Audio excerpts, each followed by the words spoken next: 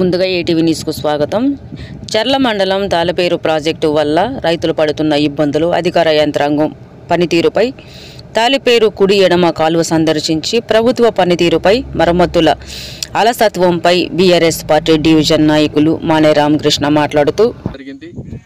ఈ సందర్శించే కార్యక్రమంలో బీఆర్ఎస్ పార్టీ నాయకులు, సీనియర్ నాయకులు రావులపల్లి రామప్రసాద్ గారు, అక్కడి వాసురాజు గారు, మండల పార్టీ కన్వీనర్ తాతారావు గారు, పవన్ గారు, ఎంపీటీసీ గారు, సర్పంచ్ గారు అందరూ కూడా ఈ యొక్క ప్రాజెక్టును మొదలుకొని ప్రాజెక్టు స్టార్టింగ్ నుంచి కాలువ మొత్తం కూడా సందర్శించడం జరిగింది.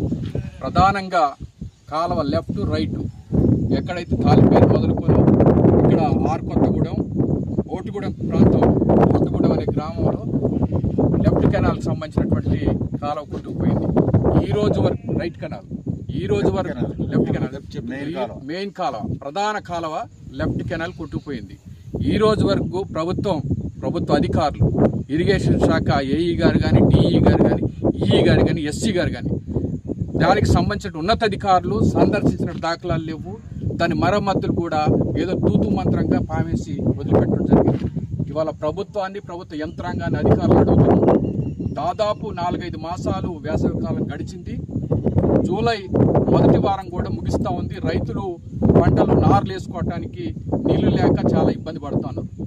ఆ దేశ చరిత్రలోనే తెలంగాణ రాష్ట్రానికి అతి ముఖ్యమైనటువంటి ఏజెన్సీ ప్రాంతంలో చాలా మంచి ప్రాజెక్టు తాళపేరు ప్రాజెక్టు. బ్రహ్మాండంగా నీళ్లున్నాయి. ఆ నీళ్లని ఇక్కడ ఉన్నటువంటి అధికారులు రైతాంగానికి ఇవ్వటానికి నానా ఇబ్బందులు పడుతున్నారు. వాళ్ళ ఆలోచన విధానం వేరు.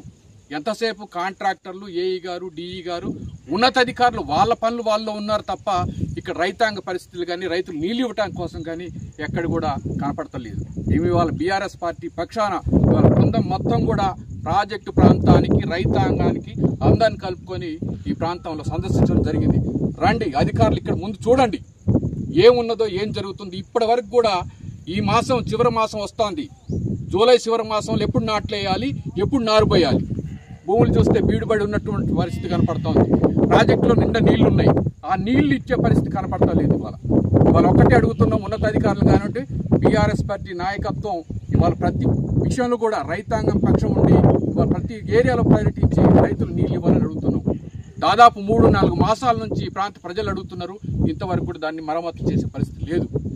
ఇవాళ ఇక్కడ ఉన్నటువంటి ఉన్నతాధికారులు, ఇరిగేషన్ శాఖ వారికి ఈరోజు మేము అడుగుతున్నాం, దాదాపు 10 రోజుల్లోనే ఈ ప్రాంత ప్రజలకి ఏదైతే మరమ్మతులు ఉన్నాయో వాటి పూర్తి చేయకపోతే ఎట్టి పరిస్థితుల్లో మళ్ళీ ఇక్కడ పెద్ద ఎత్తున ఉద్యమం జరుగుద్ది. మీరు వెంటనే ఇక్కడ ఉన్నటువంటి ప్రధాన కాలువకి మరమ్మతులు చేసి వెంటనే ఈ రైతాంగానికి నీళ్లు ఇవ్వాలని చెప్పి డిమాండ్ చేస్తా ఉన్నాం. ప్రభుత్వం లక్షలాది కోట్లాది రూపాయలు బడ్జెట్ కేటాయించింది. ఆ డబ్బులు ఎటుపోయినాయి? ఇవాళ వరకు పనులు మొదలు పెట్టలేదు, పని పూర్తి కాలేదు. ఎప్పుడు పని చేస్తారు? ఇంతవరకు దానికి అడిగినటువంటి పరిస్థితి లేదు, అధికారులు పని చేసినటువంటి పరిస్థితి లేదు.